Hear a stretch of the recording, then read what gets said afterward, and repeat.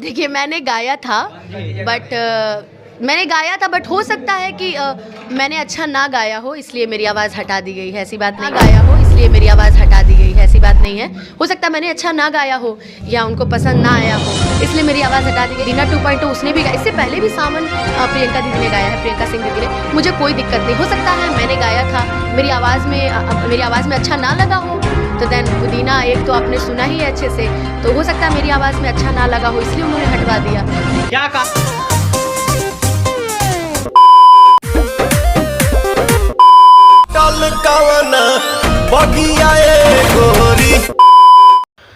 तो जी हाँ मेरे साथी और वो सभी के बता दें कि हमारे पवन भैया के गाना जौन हमारे मार्केट में बहुत जल्द आवे वाला बा, जौना का नाम बा पुदीना या हसीना, जौना के पोस्टर भी बहुत ही जल्द लॉन्च हो चुकल बा, जौना का पोस्टर भी लॉन्च हो चुकल बा।